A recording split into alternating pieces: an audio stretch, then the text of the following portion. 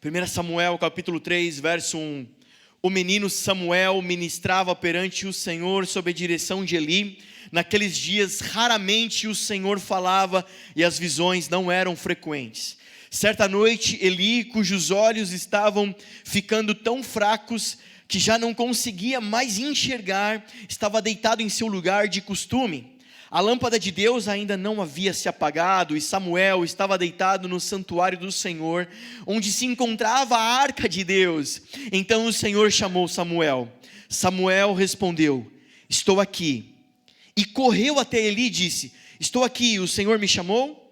E ele, porém, disse: não, eu não chamei, volte e deite-se. Então ele foi e se deitou. E de novo o Senhor chamou: Samuel. E Samuel se levantou e foi até Eli e disse: estou aqui, o Senhor me chamou? Disse Eli: meu filho, não o chamei, volte e deite-se. Ora, Samuel ainda não conhecia o Senhor, a palavra do Senhor ainda não lhe havia sido revelada. O Senhor chamou Samuel pela terceira vez, e ele se levantou, foi até Eli e disse: estou aqui, o Senhor me chamou? E Eli percebeu que o Senhor estava chamando o menino. Ele disse: vá e deite-se. Se ele chamá-lo, diga: fala, Senhor, pois o teu servo está ouvindo. Então Samuel foi se deitar. O Senhor voltou a chamá-lo como nas outras vezes: Samuel, Samuel. E Samuel disse: fala, pois o teu servo está aqui ouvindo. E o Senhor disse a Samuel: reticências até aqui. Amém? Te dando o contexto sobre o texto, de quem o texto fala, de Samuel. O subtítulo do capítulo 3 deixa claro, o tema é o chamado de Samuel. Quem é Samuel? Um menino. Mas que menino é esse? Por que ele está no templo? Você conhece a história de Ana, sua mãe? Ela não podia ter filhos. Ela sofria humilhações, ela chorava, enfim, ela não podia dar filhos ao seu marido. Era estéril. Mas um dia, anualmente, era costume subir para as orações. Pega a dica, subir para as orações. Então Ana está chorando e o sacerdote Eli: por que você está chorando? Eu não posso ter filhos. E aí acontece uma cena e Ana vai ter Samuel, ela engravida, Samuel vai nascer. Amém? Você pode se alegrar com isso? Aleluia, vamos orar para encerrar então. Bom entendedor, pingueleto? Não? Então eu vou continuar explicando. Ela fica tão feliz, ela sabe que foi o Senhor que deu Samuel para ela, então ela decide dedicar Samuel ao templo, à casa de Eli, à casa do sacerdote, para que ele cresça e se torne também dedicado ao Senhor, um sacerdote. Samuel fala de nós, alguém que foi dedicado, consagrado, santidade. Você aprendeu que recentemente foi ministrado sobre santidade. Fala de separação, santo, kadosh, quer dizer separado. Fala de nós fomos separados, dedicados ao serviço do Senhor, a ser amados, ser filhos, ser família com o Senhor. Fala de nós. Você sabe que para trabalhar no templo e ser sacerdote, precisava ser da linhagem da tribo de... com voz de profeta, da tribo de... Levi. Precisava ter tradição, precisava ter origem. Mas a consagração de Samuel aponta para uma consagração não de tradição. Samuel consagrado não pela tradição, mas consagrado pelo mover sobrenatural do poder de Deus, que fala de nós também. Quem é aqui da tribo de Levi? Judeu? Não, né? Ninguém nasceu em Israel aqui, ninguém é descendente. Ou tem, não sei, porque eu sempre erro, né? Eu faço uma piadinha e erro. Vira e mexe, de repente tem, mas não tem não, conheço vocês. Mas a nossa consagração não é porque é uma tradição. Nossa, não durou nada. Mas eu tenho celular. Todos podem dizer glória a Deus pelo celular? Hoje, vocês estão bem, gente. Até pelo celular vocês dão glória a Deus hoje. Quero ver quando eu começar a pregar. Amém.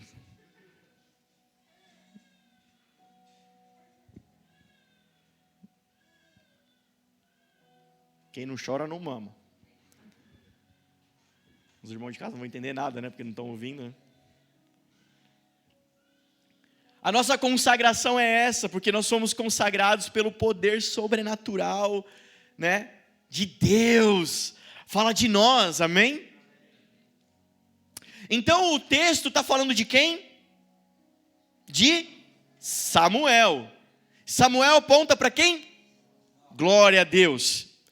Bom, onde está o texto? Onde isso acontece na história? Está acontecendo na casa de Eli. A cena que nós lemos, Samuel foi dormir, todo mundo foi dormir. E o Senhor chama Samuel uma vez, ele corre para o sacerdote Eli, chama a segunda, chama a terceira, ele é orientado pelo sacerdote, olha, é o Senhor que está te chamando. Na próxima vez, né, na terceira vez, olha, fala que o teu servo ouve. Amém? Está acontecendo na casa de Eli. Mas onde na história nós estamos? Nós estamos no momento da história onde a casa de Eli e a casa de Israel está desviada em pecado. Se você ler o capítulo 2 e ler sobre a casa de Eli, Eli tinha 2 filhos, Ófni e Finéias. E os 2 filhos de Eli já era velho, os 2 filhos sacerdotes também estão assumindo o posto da casa, né, sacerdotal, a liderança espiritual de Israel, e os 2 estão em pecados, os 2 estão desviados, fazendo tudo de errado, e levando o povo a errar, levando Israel a se perder. Esse é o momento da história. Eli é consagrado para crescer numa casa toda zoada. Eli é levado para crescer numa casa e ser educado numa casa que não condiz com aquilo que era a intenção da mãe dele, a Ana. O que eu falei? Eli vai crescer numa casa bagunçada? Também, está errado, né? Mas é Samuel, você entendeu, que bom. Vocês estão, é só para ver se vocês estavam ligados. Então vou continuar.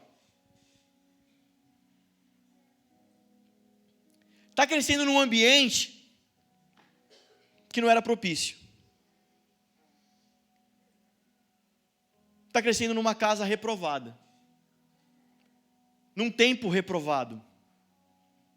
Os líderes estão reprovados naquela época. Por consequência, toda a nação sofre. E por que eles foram reprovados? Ainda estou na introdução ainda. Para você entender o contexto. Por que eles foram reprovados? O que eles fizeram? Eli conhecia o poder de Deus. Você lembra quem que foi que orou para que Ana tivesse filho? Eli. Eli tinha testemunho. Eli se movia no poder de Deus. Quem que orientou o menino Samuel sobre a voz do Senhor? Eli. Eli conhecia a voz do Senhor. Diz o texto que Samuel não conhecia, mas Eli conhecia. Era sacerdote. Se nós continuarmos lendo o texto, tem uma informação que vai dizer que Israel foi liderada pela casa de Eli durante 40 anos. É alguém que tem uma carreira ministerial de 40 anos. Eli conhecia o Senhor, mas não soube transicionar para os seus filhos. Não deixou legado, não abriu caminho. Carregar a presença, carregar o amor de Deus, conhecer o poder de Deus é muito bom. Mas nós fomos chamados na grande comissão a transicionar, a deixar caminho para alguém vir após mim e conhecer a Deus. Eu estou tão feliz porque Deus me salvou. Eu estou tão feliz porque eu tinha um cisto na mama e o Senhor me curou. Eu tinha um problema na garganta, eu tinha um problema nos olhos, eu tinha um problema de cabelo. Eu ainda não fui curado, mas alguns foram. eu tinha tanta coisa, eu estou tão feliz, nossa, como eu gosto de vir na igreja, porque a gente sente paz, a gente sente o amor, os irmãos são tão calorosos, como eu estou feliz. Essa não é a vida cristã, essa não é o prato principal do Senhor. Alguns estão chamando de canapé, de coxinha frita, de banquete. Alguns estão na sala de música, se alegrando. Quem não foi na imersão vai boiar um pouquinho agora, né? Se alegrando, se divertindo, como é bom a casa de Deus. Mas mal sabe que passando aquela porta ali, como é que chama a porta? Jesus, você conhece a porta, chama Jesus. Eu sou a porta verdadeira, quem passar por mim encontrará grande pastagem. Amém? Conhece esse versículo, amém. Depois daquela porta tem um banquete. Alguns anos atrás nós começamos a pregar, e eu dizia, pastor Regis, eu estou quase desistindo, eu acho que eu vou parar, porque eu prego e parece que os irmãos não entendem o que eu estou pregando. E ele me disse uma frase motivadora: como vou entender se ninguém pregar? Insista. E que pregação era essa? Era a pregação do reino de Deus. E hoje nós entendemos e vivemos o reino de Deus aqui nessa casa, amém? Nós amamos a mensagem do reino de Deus, mais do que a mensagem de salvação, porque o Senhor não veio nos salvar, Ele veio nos convidar para um reino de eternidade, amém? E hoje nós entendemos, a igreja caminha nisso. Nós vamos começar a pregar sobre algo que talvez você vai fazer cara de ué, talvez eu vou ficar desconfortável como pregador, e você vai ficar desconfortável como ouvinte, mas nós vamos crescer e entender isso daqui, que é sobre a mensagem profética do Senhor, amém? E talvez no seu lugar, assim como eu, faz como Samuel, fala que eu estou ouvindo. Samuel não conhecia, talvez você não conhece, mas diga, fala que eu estou ouvindo, quero aprender do Senhor.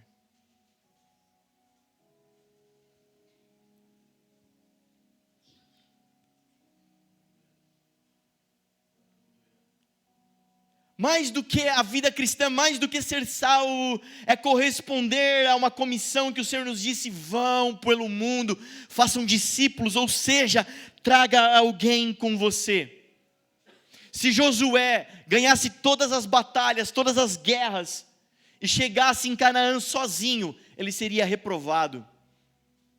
Mas ele foi comissionado a levar um povo junto com ele, a entrar na plenitude do Senhor, que é Canaã.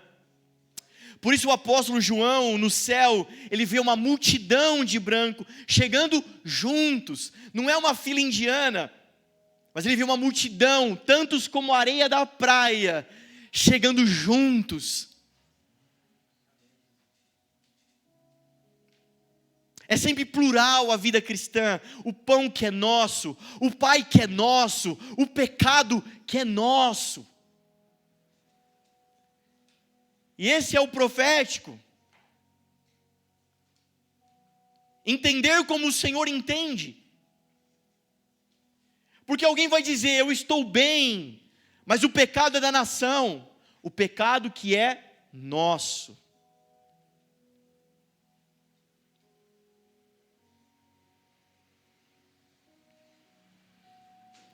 Eli não soube, o problema, por que eles estavam reprovados? Porque Eli não soube passar para os seus filhos a experiência que ele teve com Deus, o poder, os dons, a manifestação, a presença, ele não soube transicionar.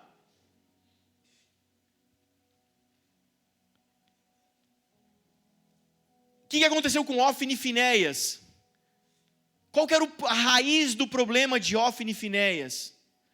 Por que eles estavam fazendo o que eles estavam fazendo? Eu te aconselho depois na sua casa, lê desde o capítulo 1, o livro todo de Samuel.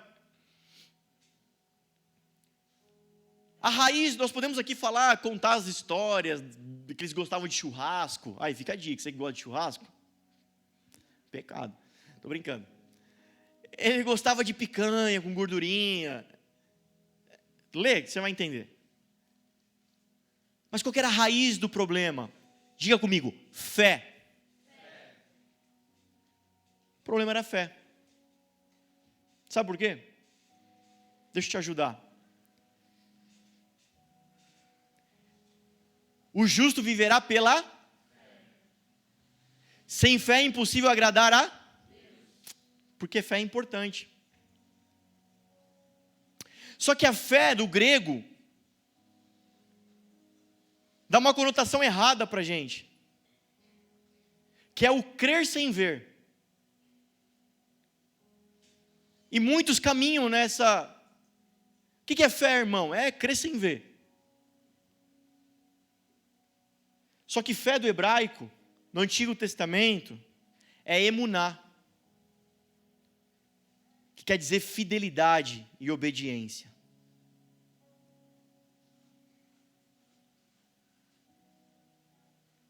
O que eles começaram a fazer? Quebrar a fidelidade e a obediência ao Senhor.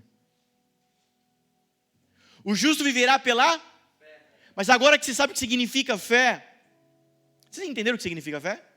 É que eu não vi nenhum glória, ou nada. Fé é emuná, fidelidade, obediência. Glória a Deus. O justo viverá pela. Agora troca fé. O justo viverá pela fidelidade. Sem fidelidade é impossível agradar a Deus. Hebreus capítulo 11, a galeria da fé. Pela fé, Abraão obedeceu a Deus. E foi para uma terra que ele não conhecia, diz o texto. Abraão, como pai da fé, e a fé da raiz da coisa, é alguém que é fiel, alguém que caminha por fé, é alguém que tem fidelidade, que obedece ao Senhor. Sabe quando nós não cremos?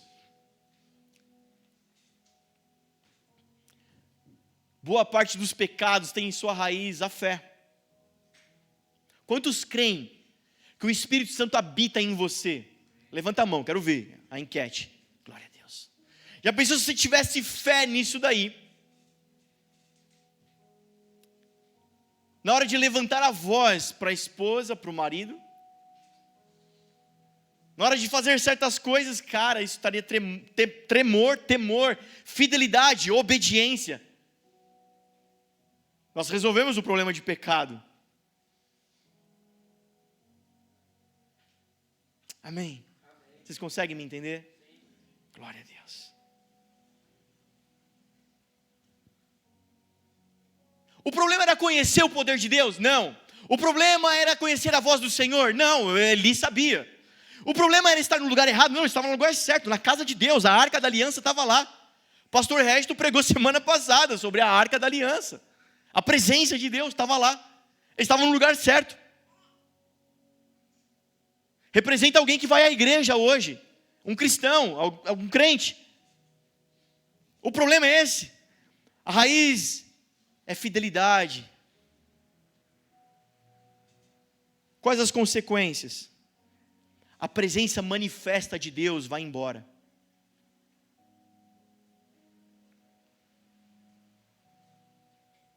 A presença manifesta de Deus era rara. E o que é presença manifesta de Deus? O texto explica para a gente. Voz de Deus e visões. Foi embora, era raro. Mas o que aconteceu com Samuel?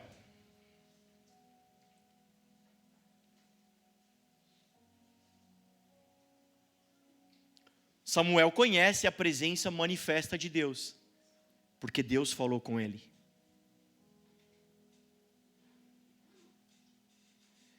Samuel conhecia a palavra de Deus? Claro que sim, gente. O texto diz que desde menino ele servia no templo. Então ele era doutrinado na palavra de Deus, sendo treinado como sacerdote. Mas diz o verso 7, que a palavra do Senhor ainda não lhe havia sido revelada. Mais do que informação, o que é necessário é revelação. É quando o que se tem por informação ganha tanta vida, que se torna parte intrínseca de mim. Revelação.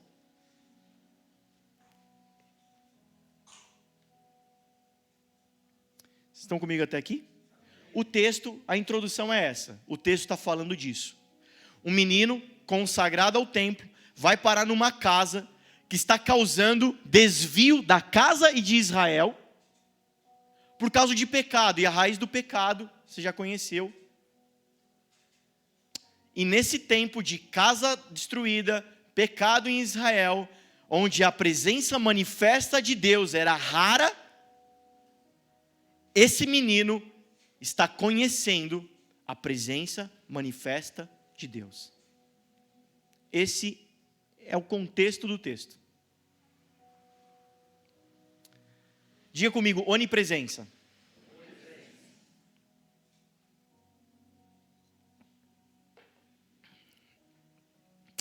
Pastor, Deus está em todos os lugares? Deus é onipresente? Sim, Deus é onipresente. Ele está em tudo na criação. Por isso Romanos capítulo 1 vai dizer que os homens são indesculpáveis. Mesmo aquele que não ouviu a pregação do evangelho é indesculpável, porque Deus está em tudo na criação. Ele não vai poder alegar naquele grande e glorioso dia que ele não conheceu a Deus. E aquele índio que está lá no meio da selva, que nenhum missionário chegou para pregar na língua nativa dele, sobre Deus, Deus vai ter dó dele e falar assim, tá bom, eu vou te dar um boi, porque você nunca ouviu falar de mim, você está salvo. Ele tem toda a natureza para ver a Deus. Deus é onipresente, Ele está em tudo na criação. Em tudo na criação tem a assinatura e a presença de Deus. Amém, gente? Tem tudo. Numa poesia, numa canção de amor, na benevolência, na bondade do homem, você vê a mão de Deus. Quando você vai para a praia e senta na areia, de frente para aquele mar, aquele céu, aquele horizonte, você vê a mão de Deus. Quando chega ao anoitecer e você vê as estrelas, você vê a mão de Deus. Deus é onipresente, sim, Ele está em tudo, sim, Ele está em todos os lugares. Então é errado dizer, Deus vem, vem Jesus, vem Deus.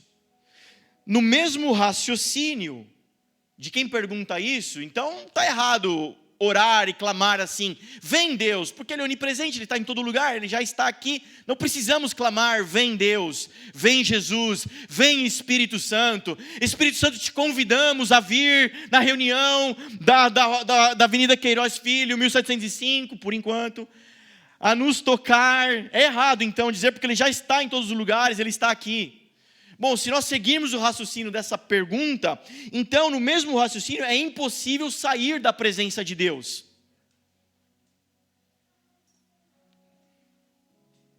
Só que o texto que nós acabamos de ler comprova, e tantos outros textos que nós poderíamos trazer, comprova que sim, é possível sair da presença de Deus e não conhecer a presença de Deus.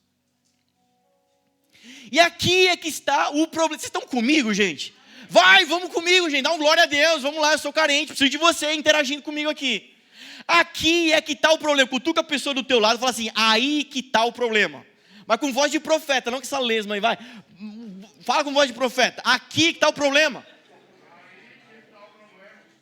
O que é a presença de Deus? O que é a presença de Deus? Então nós precisamos separar para responder e resolver esse problema, separar o que é a essência de Deus e o que é a presença de Deus. A essência de Deus está na criação, a assinatura de Deus está em todos os lugares, mas a presença manifesta de Deus não está em todos os lugares do planeta Terra. Quando o Senhor disse, constrói, levanta para mim um tabernáculo, porque existe um lugar na terra onde eu vou me manifestar. E dentro do tabernáculo, o Senhor se manifestava em todos os lugares do tabernáculo. No átrio Deus estava, no santo lugar Deus estava. Não, Ele estava na arca da aliança, no encontro das asas dos querubins. Ali, naquele ponto exato, a presença manifesta de Deus estava. O povo no deserto, Deus estava em todos os lugares? Não, Ele disse: Moisés, eu estou em cima do monte, sobe aqui e falarei contigo. Existem lugares que a presença manifesta de Deus está, existem lugares que ela não está.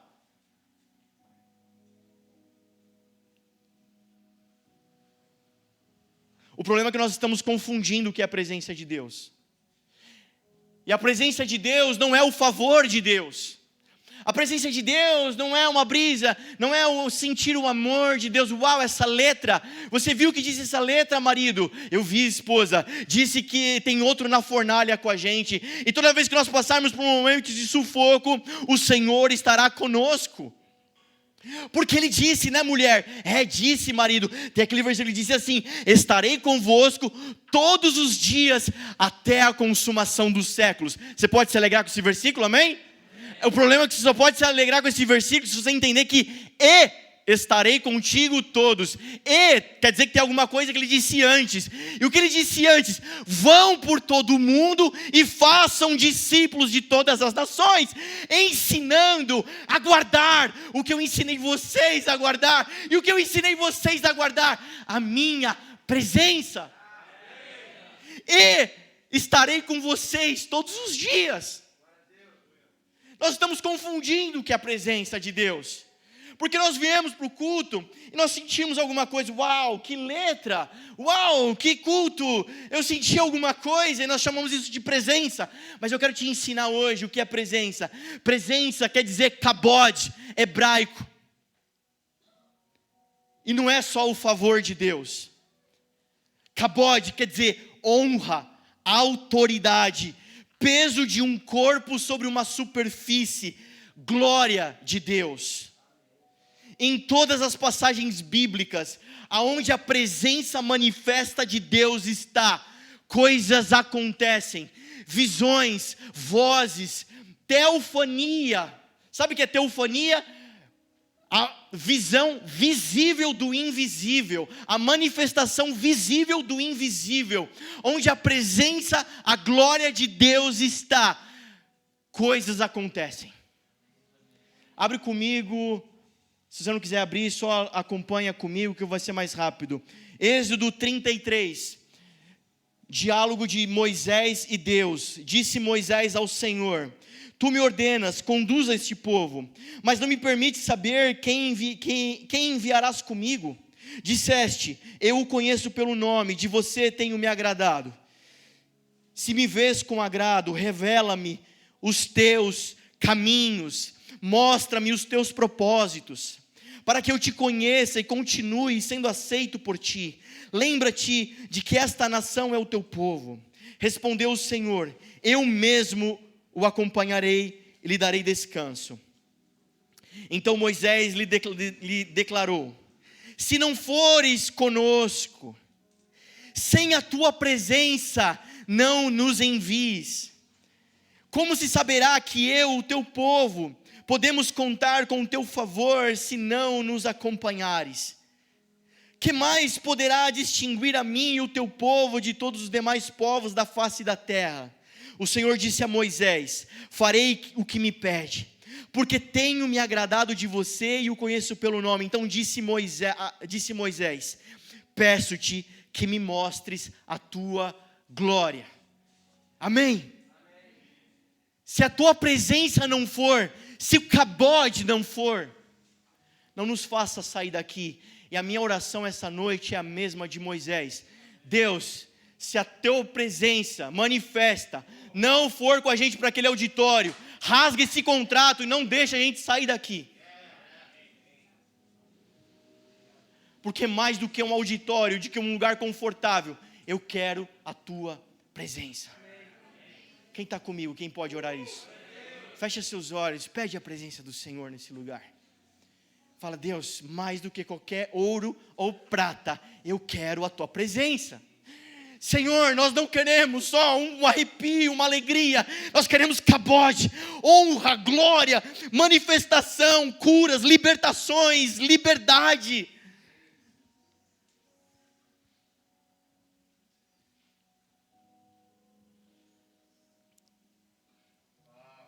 O Senhor está em todos os lugares, igreja, o Senhor está. O Senhor se manifesta em todos os lugares, em todos os cultos. Bom, nós podemos afirmar que não. Porque quando o Senhor se manifesta, quando a presença do Senhor é manifesta, quando a glória do Senhor nos visita, alguma coisa está acontecendo. Voz de Deus, as pessoas ouvem a voz de Deus. O Senhor falou comigo. Até aquele que não conhecia, que não sabia, fala: cara, gente, nós estamos, quantos testemunhos aí, né, Tiago, da imersão? Cara, eu não sabia disso, mas agora isso me foi revelado, porque o Senhor falou comigo, agora é intrínseco, eu entendi. Visões, revelações, etc. acontecem, curas, libertações, alguma coisa acontece. Caráter é transformado. As pessoas são tocadas num nível não só de alegria, não só de paz, mas são tocadas num nível onde elas são transformadas. E ontem o Senhor veio com tanto peso sobre nós naquela sala.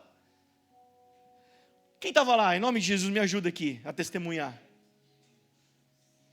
Nós não podemos prometer que construiremos uma casa badalada, um palco iluminado com telão. Nós não vamos prometer isso, boas músicas, mas nós podemos dizer para o mundo que aqui existe um povo que tem se esforçado a cavar poços profundos, águas profundas, não covas rasas de água barrenta, de água suja que não mata a sede de ninguém, mas nós estamos clamando: Senhor, nós continuaremos a cavar fundo e fundo e fundo, até encontrar o fluir de águas do Teu Espírito.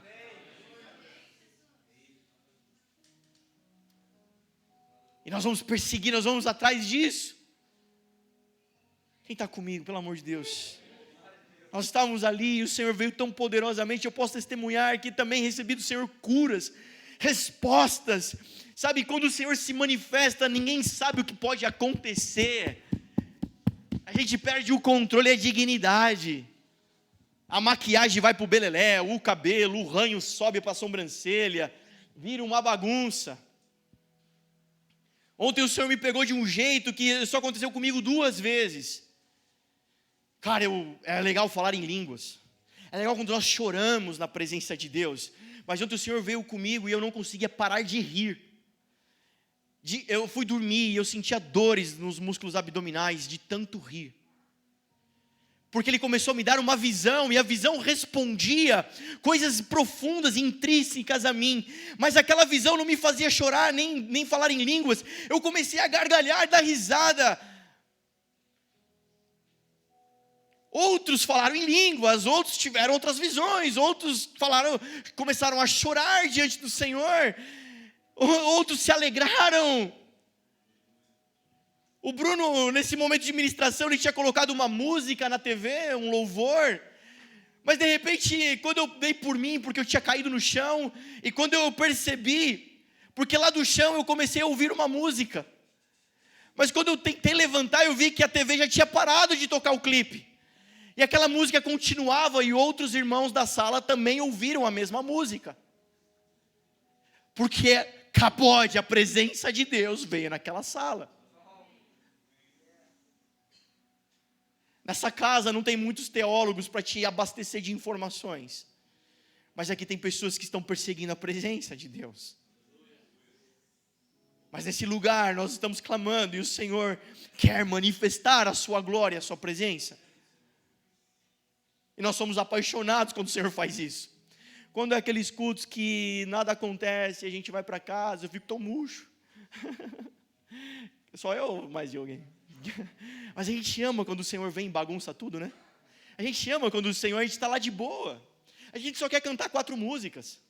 Mas no meio das 4 músicas, alguém vem, coloca a mão na nossa cabeça e começa a liberar tanto do Senhor. E a gente chora, baba, né? Sai ranho do nariz, fica tudo melecado a manga da blusa.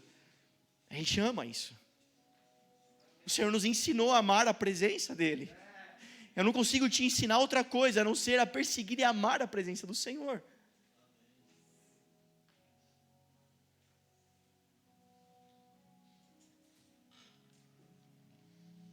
Então é possível afirmar que podemos servir sacerdócio, ser sacerdotes, sem a presença. O que é sacerdócio? Servir, ministrar, uns aos outros, ao Senhor.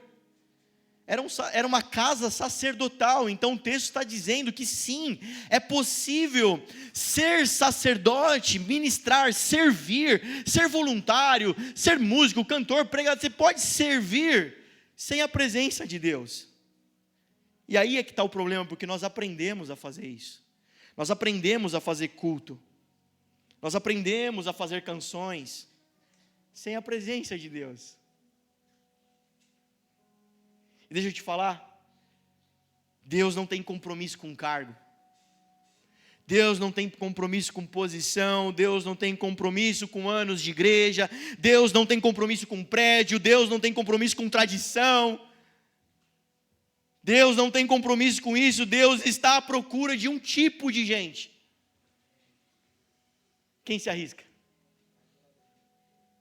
O Pai procura adoradores.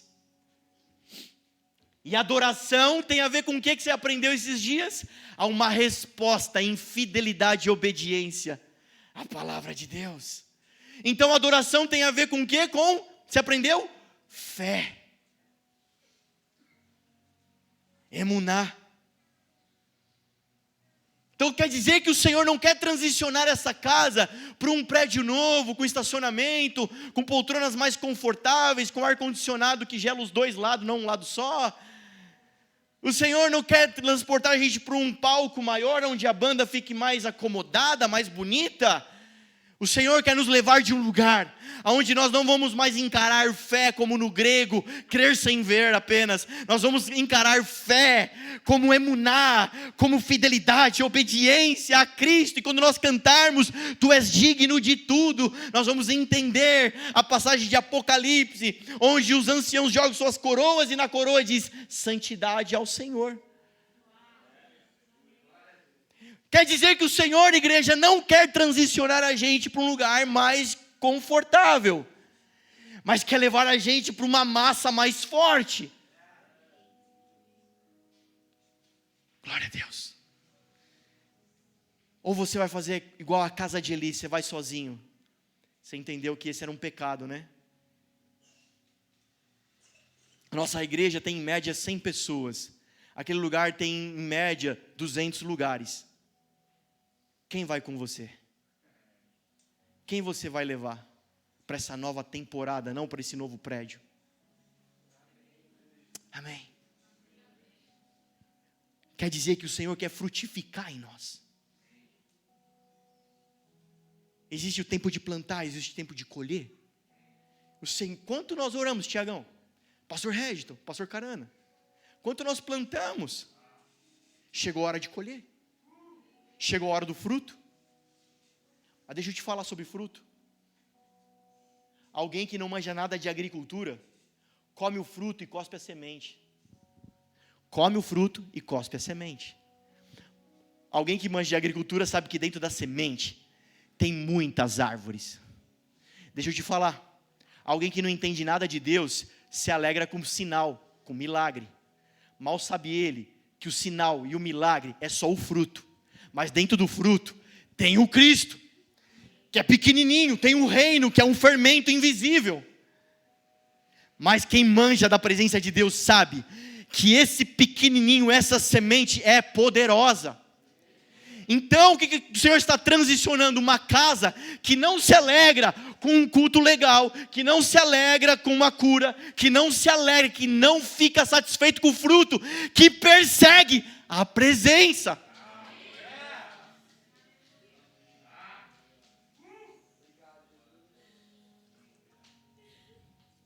favor, pastor Regis, estou terminando, me ajuda.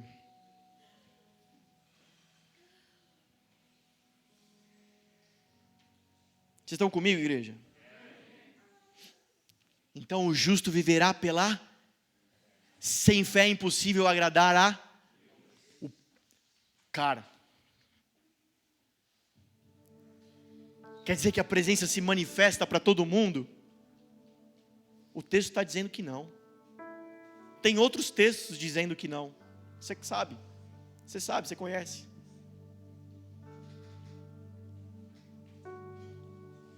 Mas tem um tipo de gente que Deus persegue, Ele está à procura desse tipo de gente. Que são os adoradores, são esse tipo de gente que a gente está falando aqui. Samuel crescia, se você ler os capítulos anteriores, vários trechos, vários versículos diz, aconteceu isso, e Samuel crescia diante do Senhor. Aí aconteceu aquilo, e Samuel crescia diante do Senhor. Quer dizer que nós podemos estar na casa, sem crescer diante do Senhor, na sua presença. E isso traz muito temor sobre o meu coração. Eu dizia para minha esposa, quando nós vivemos algo que não acreditamos, nós causamos problemas, nós ensinamos errado e nós damos o valor errado sobre aquele assunto.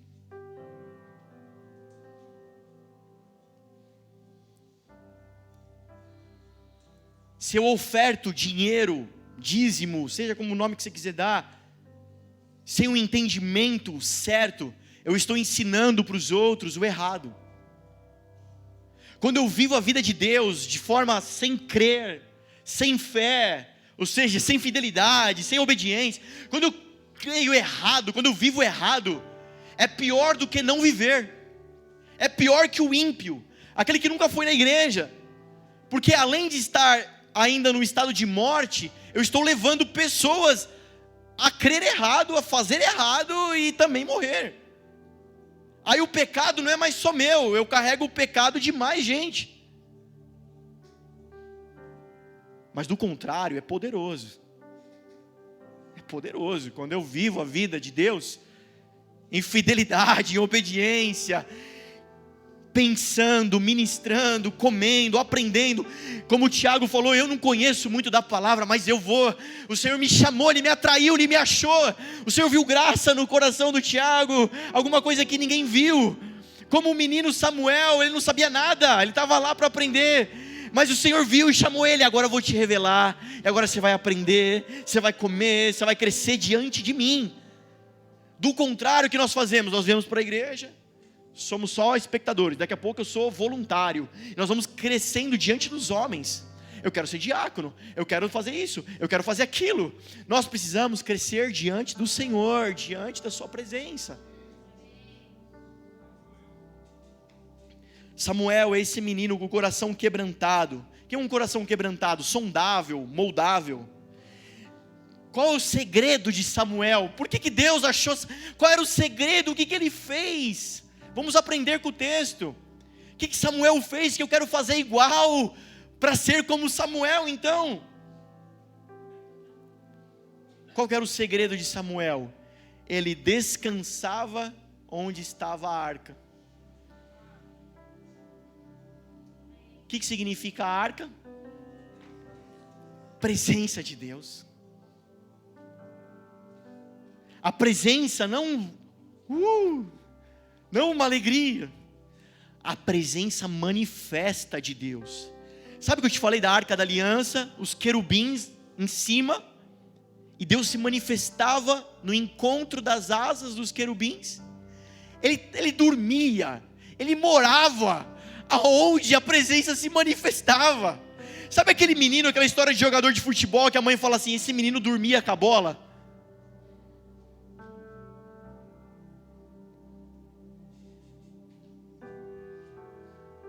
Sabe que você não se apartar da presença de Deus?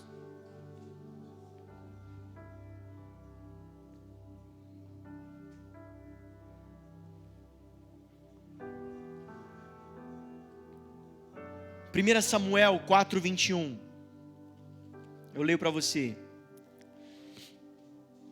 Olha só o contexto aqui, do 4:21. O que acontece depois disso que nós lemos? Veio uma guerra. Os inimigos vêm com os filisteus, vêm contra Israel. Como de costume, quando a guerra se apertava, os sacerdotes, os levitas pegavam a arca da aliança e corriam para o fronte de batalha. Levavam a presença de Deus para o fronte de batalha. E normalmente a presença de Deus vencia a batalha. Mas sabe o que aconteceu agora? Deus não estava com Hófni e Finéias. E eles perderam a guerra. Todos morreram. Hófni e Finéias também morreu. E a arca da aliança foi roubada.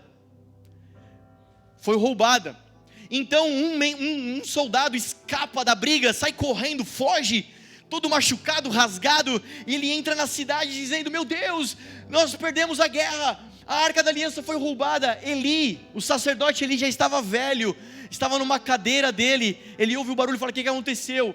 E aquele homem vai até ele e diz: conta, olha, os soldados morreram, os seus 2 filhos morreram, e a arca da aliança foi roubada. A presença foi roubada. Eli ouviu sobre os soldados, beleza. Ouviu sobre os 2 filhos, beleza. Quando ele ouviu que a presença foi roubada, ele cai da cadeira, bate a cabeça e morre. Algumas pessoas ficam tristes porque a guitarra foi tirada, porque isso foi não sei o que lá, porque no meu cargo. Cara, nós precisamos chorar quando a presença não vem, não se manifesta. É porque é isso que nos alegra.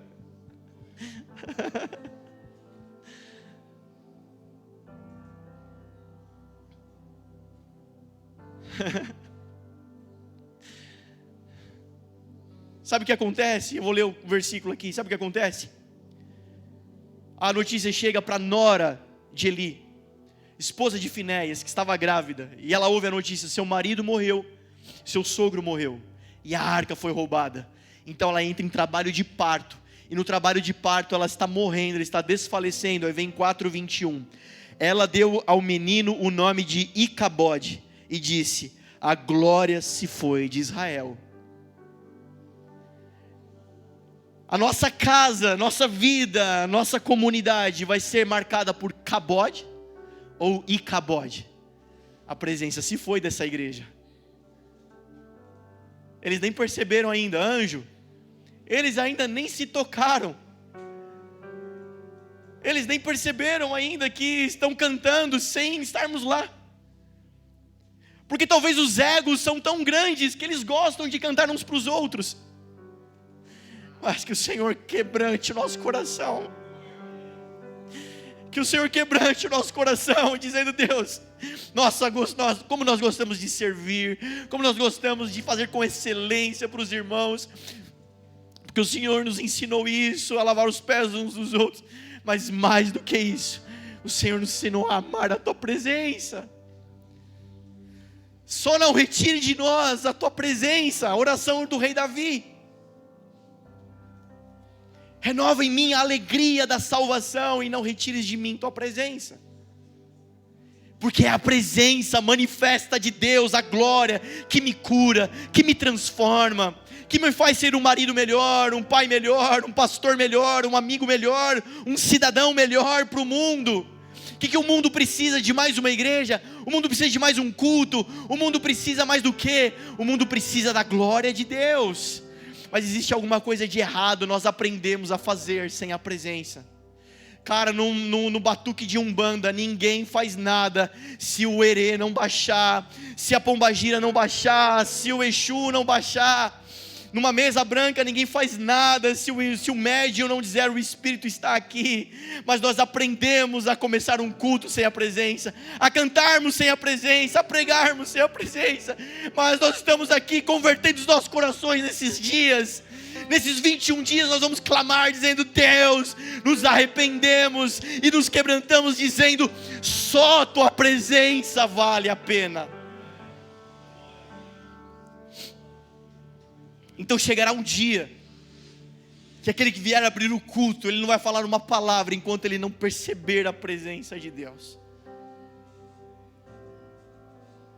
que aquele que estiver na porta, aquele que estiver no estacionamento. Sabe por quê? Porque Deus não está em coisas, Deus não está em lugares, Ele persegue, Ele atrai pessoas. Amém, gente? Amém mesmo? Vocês estão comigo? Glória a Deus. Amém, estou terminando.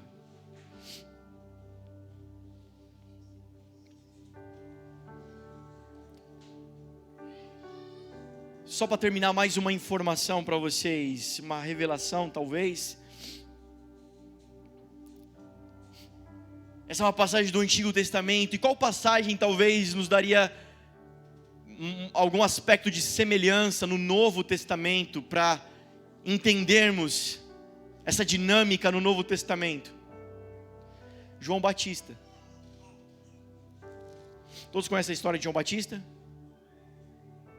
João Batista era filho de Zacarias. Quem era Zacarias? Sacerdote do templo, tribo de Levi.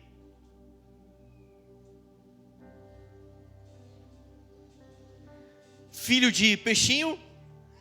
Peixinho é. Filho de sacerdote? Sacerdote será.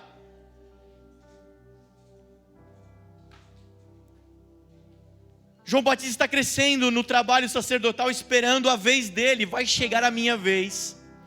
Uma hora vão gritar o meu nome, falar, deu bom, agora chegou João Batista, sua hora de brilhar. Aquilo que eu aprendi a vida inteira, fui treinado durante 30 anos. Eu vou poder exercer meu sacerdócio,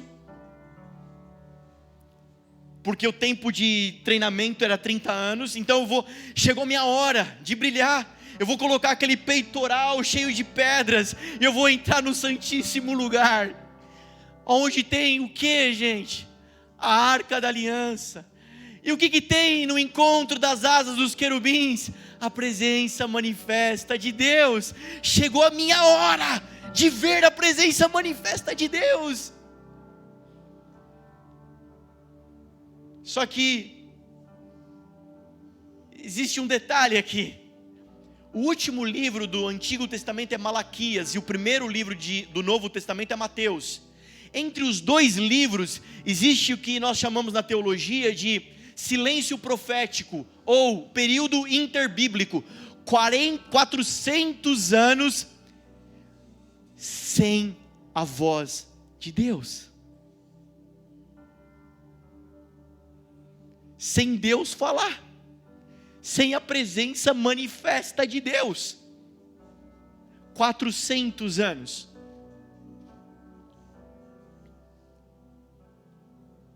Deus não falava mais no templo, mas de repente, tinha uma voz no deserto, e João Batista se agarra à sua tradição, ele se agarra à sua origem, ele se agarra ao ofício sacerdotal, ele larga tudo, ele troca o peito com 12 pedras preciosas por uma veste de camelo e vai para o deserto, onde tem o quê? A presença manifesta de Deus. Ele troca tudo para ouvir a voz de Deus. Quem está comigo diz amém. Então mesmo aqui?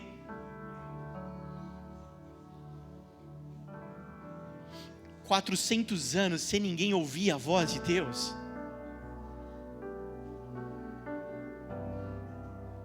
Demorou 400 anos para as pessoas entenderem, alguém entender que Deus não estava mais no templo, Ele estava no deserto. E quando João Batista descobre isso, ele larga tudo e vai atrás da presença de Deus.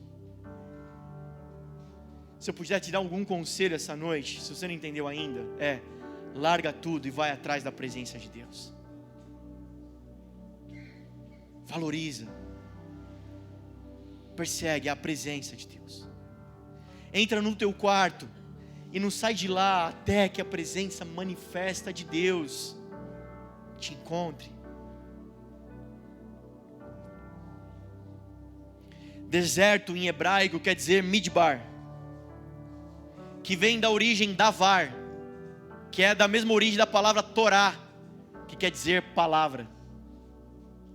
Deserto não é lugar de sofrimento, de escassez. Ah, irmão, estou num deserto, minha vida está só o bagaço. Quando Deus leva um crente, um filho para o deserto, é onde Ele quer falar com essa pessoa, Ele quer treinar essa pessoa. Deserto é um lugar de treinamento. Por quê? Porque João Batista estava transicionando de um sacerdote para um profeta. O sacerdote é aquele que trabalha no templo, o profeta é aquele que ouve a voz de Deus. Essa casa vai ser uma casa de sacerdotes ou de profetas? Essa casa vai caminhar no sacerdotal ou no profético? Agora você entendeu onde eu quero chegar do começo? Talvez você não entenda nada sobre isso, mas nós vamos entrar nessa jornada. E até o final do ano, talvez a sua vida cristã vai ser muito mais profética do que sacerdotal. Porque você vai aprender a ouvir a voz de Deus, ser guiado pela voz de Deus. O Novo Testamento é marcado pelo fundamento dos apóstolos e dos profetas, homens enviados como a mensagem pela voz do Espírito de Deus. Nós estamos estudando Atos, e Atos só fala disso, não é, Brunão? Homens apostólicos enviados, mas pelo profético, pela voz de Deus. O que é o profético? Não é a ver com o dom de profecia. Eis que te digo, revelação. O profético tem a ver com a voz de Deus, a vontade de Deus, ser guiado pelo Espírito de Deus.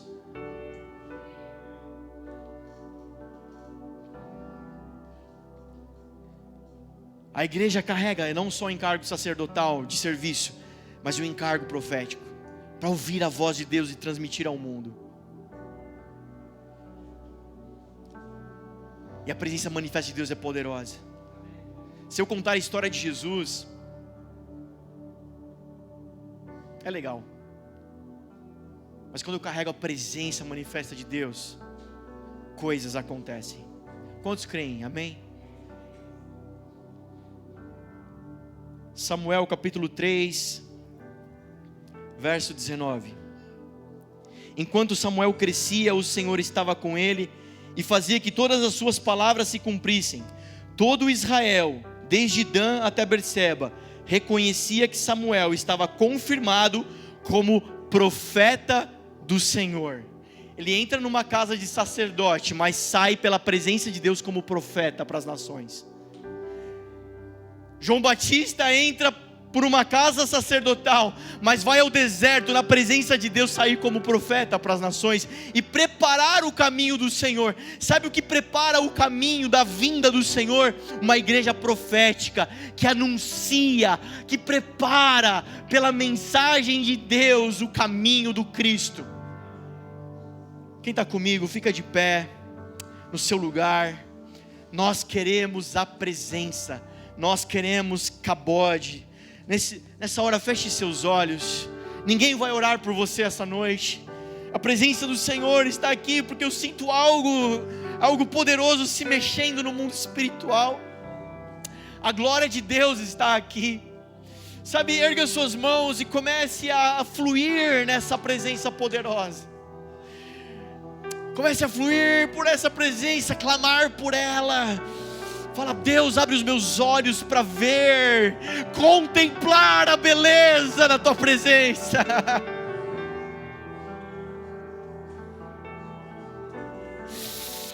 Os irmãos que estão em casa enfermos, nós liberamos cabode, a presença que se manifeste na sua sala, no seu quarto, aonde a minha voz se alcançar pelas ondas da internet, que haja cabode de Deus, que haja presença manifesta, glória, autoridade de Deus entrando na sua casa.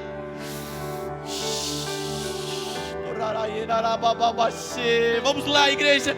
Se você fala em línguas, comece a falar em línguas, comece a fluir mais profundo no Espírito, comece a ir mais fundo no Senhor, comece a servir com a presença de Deus. Nós só queremos tua presença e mais nada, Pai.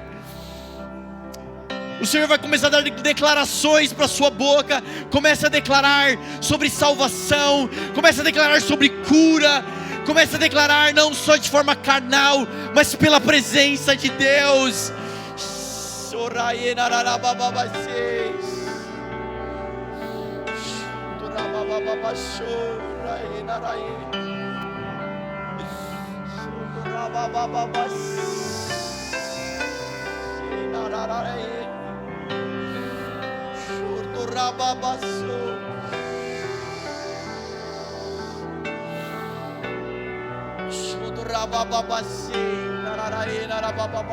Comece a orar e a acessar no Espírito, até que flua uma oração que não é sua.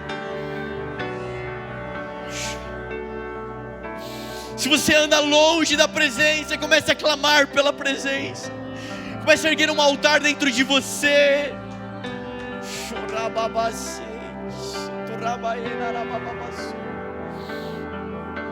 Vamos, igreja, você consegue mais fundo, mais alto, mais poderoso. Vamos. Vamos, responda o que você ouviu, responda.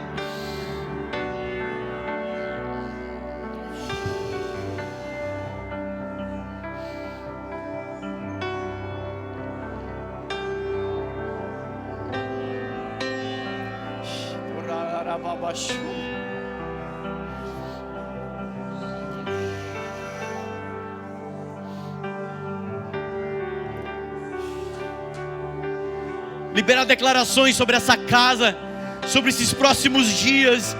Libera declarações proféticas sobre as famílias desse lugar.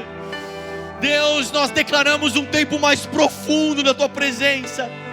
Nós amamos os sinais, os frutos, mas Senhor, tem nos ensinado a valorizar a presença, o Cristo. Vamos lá, declarações.